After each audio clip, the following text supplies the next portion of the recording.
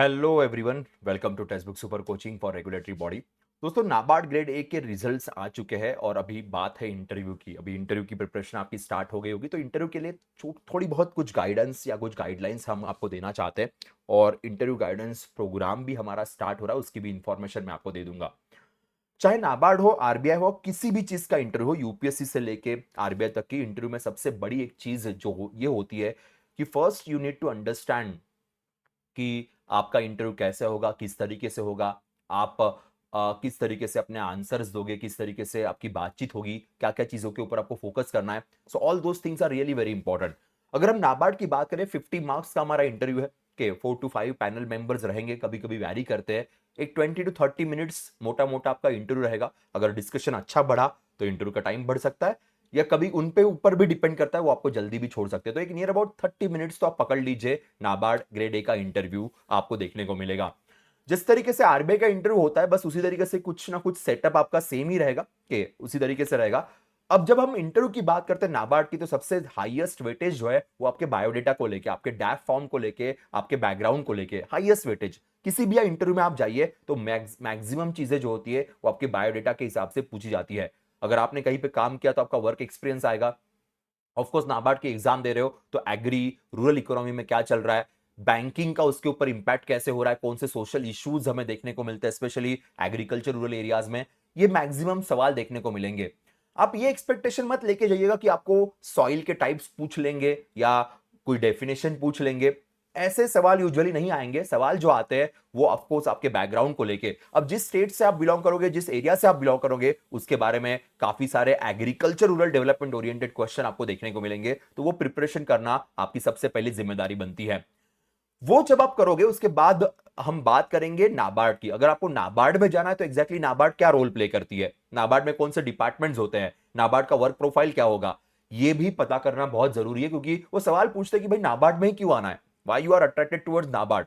सो बड़ा सिंपल सा सवाल कई बार आता है कि नाबार्ड के फंक्शंस बता दीजिए, नाबार्ड का रोल बता दीजिए, NABARD exactly cooperative banks, RRBs को या रूरल इंफ्रास्ट्रक्चर डेवलपमेंट फंड को किस तरीके से हैंडल करती है, कितने डिपार्टमेंट्स है, कितनी सब्सिडरीज है, ये ऐसे भी सवाल देखने को मिलते हैं। तो basic understanding of the NABARD is really very important. कई बार स्टूडेंट इसको नजरअंदाज कर देते हैं, या कुछ स्टूडेंट सिर्फ इसका फैक्चुअल पार्ट ही पढ़ते हैं, पर हमें सारे कोर फंक्शंस, कोर अंडरस्टैंडिंग की तरफ यहां ध्यान देना पड़ेगा।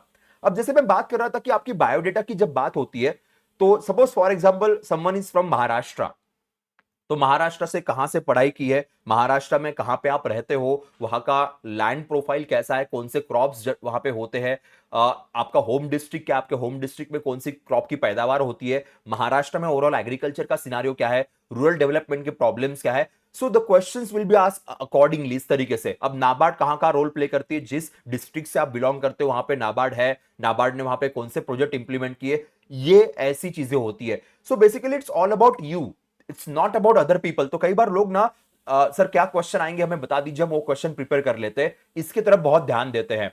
ध्यान उसकी तरफ देने से अच्छा आप अपने बैकग्राउंड को अंडरस्टैंड करो, अपने बैकग्राउंड को स्टडी करो, डिटेल में स्टडी करो। थोड़ा देखिए आपके एरिया में किस टाइप की सॉइल है, किस टाइप के क्रॉप्स हो रहे हैं, किस टाइप का कौन सी स्टेट की गवर्नमेंट स्कीम्स है, सेंट्रल गवर्नमेंट की स्कीम्स कौन सी है, इंप्लीमेंटेशन कैसे हो रहा है, एग्रीकल्चर बेस्ड एनपीए क्या है, कोई लोन वेवर की पॉलिसी तो नहीं है। तो ये अंडरस्टैंड करना पड़ेगा, रिस्पेक्ट टू स्टेट के एंगल में ये स्टडी करना बहुत जरूरी है।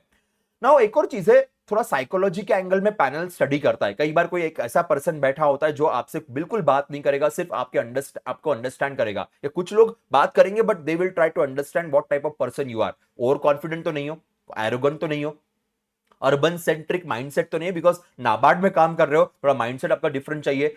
Why you came for this, सिर्फ सैलरी के लिए तो नहीं आए हो, या फिर टेक्स्ट बुक रटी रटाई चीजें बोलते हो, कुछ ऊपर से पूछ लिया, कुछ अप्लीकेबिलिटी पूछ ली तो बिल्कुल भी नहीं आता है के, और आपके अपने बायोडाटा के बारे में कुछ पढ़ा ही नहीं। अब जैसे कल एक स्टूडेंट से मेरी बात हो रही थी, नाबार्ड का ही मॉक में उसका ले रहा था, तो मैंने कहा कि भाई आप पहले बैंक में थे, बैंक से आप इंश्योरेंस में चले गए, इंश्योरेंस से अभी आप नाबार्ड आ रहे हो, क्या है। तो उसने कहा कि मुझे लाइफ में अलग अलग चीजें ट्राई करनी थी तो मैंने ट्राई कर ली। Such kind of answers are very dangerous, very very dangerous के, it shows arrogance, it shows over confident के।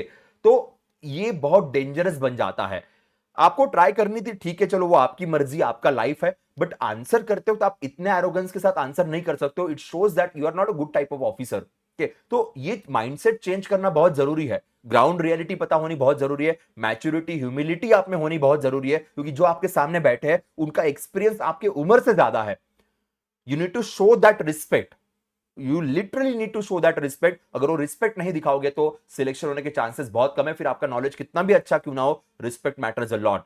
नाउ अगर फोकस एरियाज की बात करें तो आजकल क्रॉप इंश्योरेंस, फाइनेंशियल इंक्लूजन बहुत चर्चा में चल रहा है, climate impact on the agriculture, या फिर अभी फिलहाल जो हमारे फ्री ट्रेड एग्रीमेंट्स हुए हैं उनका एग्रीकल्चर के ऊपर क्या इंपैक्ट हो रहा है, वो एग्रीकल्चर इंफ्रास्ट्रक्चर फंड की बात तो हमेशा चलती रहती है, self help group, farmers producer organisation, ये भी कंसेप्ट हमारे बहुत चल रहे हैं। बट थोड़ा याद रखना क्लाइमेट को लेके एंड फ्री ट्रेड एग्रीमेंट को लेके ये थोड़ा मेजर फोकस एरिया देखने को मिलेगा। Financial inclusion, crop insurance, agri infrastructure fund, self help groups, ये तो लाइक एवरग्रीन टॉपिक्स है, ये बट ऑब्वियस आएंगे। और अभी मॉनसून को लेके भी काफी डिस्कशंस हो रहे हैं, रिसेंटली बजट आया है, अलग अलग रिपोर्ट्स प्रेजेंट किए जाते हैं नाबार्ड के द्वारा भी, तो उसके तरफ भी हमें ध्यान देना पड़ेगा, वो भी हमें अच्छे से कवर करना पड़ेगा, ये हमारा मेजर फोकस होगा। अब देखिए नाउ अगर हम बात करें clarity test, differentiation of questions की बात करें तो कंसेप्ट ए दैट RIFD क्या है, सेल्फ हेल्प ग्रुप क्या है, प्रायोरिटी सेक्टर लेंडिंग कैसे वर्क करता है, इसमें सिर्फ 40% पढ़ के या 18% पढ़ के नहीं चलेगा, we need to go much in detail. Refinance functions कैसे होते हैं नाबार्ड के, developmental banks, then agri infrastructure fund जो गवर्नमेंट ऑफ इंडिया का फंड है वो कैसे वर्क कर रहा है, JLG जॉइंट लायबिलिटी ग्रुप की यहां पे बात होती है, डायरेक्ट बेनिफिट ट्रांसफर है, डायरेक्ट लेंडिंग है, कमर्शियल बैंक्स हमारे पास है, तो ये सारे फैक्टर्स देखना हमारी एक बड़ी बड़ी रेस्पॉन्सिबिलिटी बन जाती है।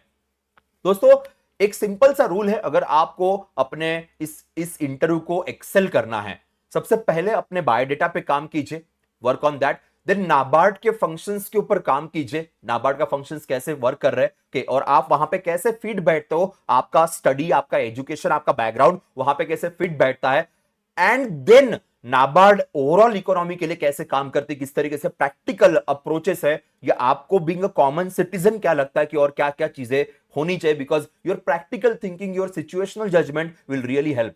सिंपल है, ज्यादा डिफिकल्ट नहीं है, बस एक प्रोसेस है जिस प्रोसेस को आपको सही तरीके से फॉलो करना पड़ेगा, तो यही फैक्टर यहां पे रहेंगे।